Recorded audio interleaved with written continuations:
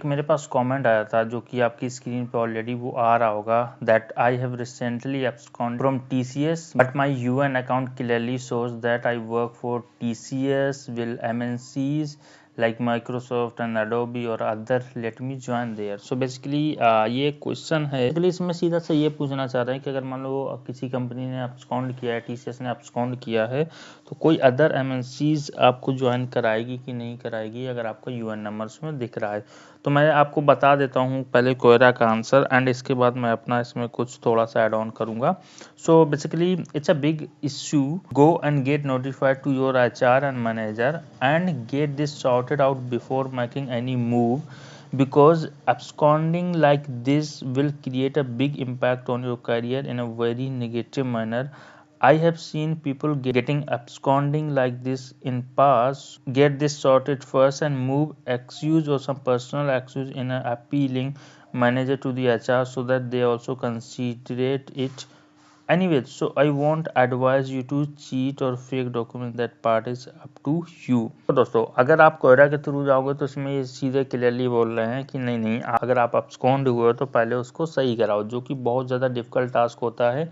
Practical के case में आप absconding केस को जल्दी से सही नहीं करा सकते। हाँ, इतना ज़रूर है कि कुछ परसेंट के केस में कुछ कंपनीज आपको abscond या टर्मिनेट करने के बाद में आपको लेटर्स दे देती हैं, मींस आपने सेटलमेंट किया या कुछ हेल्थ इश्यूज़ वगैरह आपने बताया और कंपनीज आपको लेटर वो दे देती हैं, तो वो एक सेपरेट केस बनता है। लेकिन इन अदर वेज या इन अदर पार्ट अगर आपका सेटलमेंट नहीं हुआ है, आपका absconded क्लियर नहीं हुआ है और स्टिल आपका absconded है, तो उस केस में क्या होगा, तो मैं आपको बता दूं कि absconded के बहुत सारे रीजन होते हैं, बहुत सारे केस होते हैं कि आपका absconding किस वजह से हुआ है, वो भी नेक्स्ट जॉब के लिए बहुत ज़्यादा मैटर करता है। आपका नोटिस पीरियड की वजह से हुआ है, आपका absconding किसी पॉज वगैरह पॉलिसी की वजह से हुआ है या किसी और रीजन से हुआ है, तो वो भी मैटर करता है। बट हाँ, इतना ज़रूर मैं बता दूं, मैंने एक वीडियो में आपको और भी बताया था कि अगर एमएनसीज का ऑफर लेटर अच्छा है तो उनका टर्मिनेशन absconding भी अच्छा नहीं होता, ये फैक्ट है, ये क्लियर है।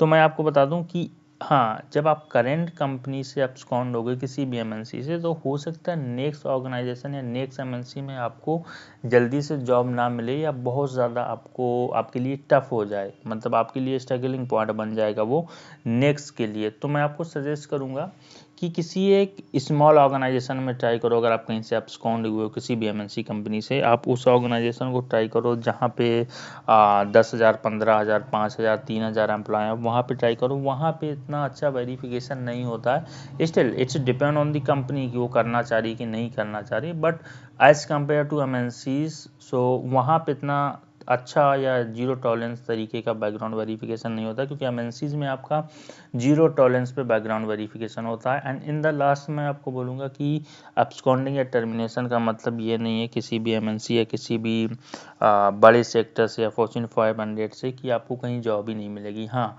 एक दो जॉब स्विच करने में प्रॉब्लम हो सकती है, नेक्स्ट ऑर्गेनाइजेशन में आपको जॉब ना मिले किसी एमएनसी में, पर हाँ स्मॉल में आप ज्वाइन कर सकते हो, स्टार्टअप ज्वाइन कर सकते हो। इसके बाद एक दो कंपनी स्विच करने के बाद आप वापस से एमएनसीज को ट्राई कर सकते हो।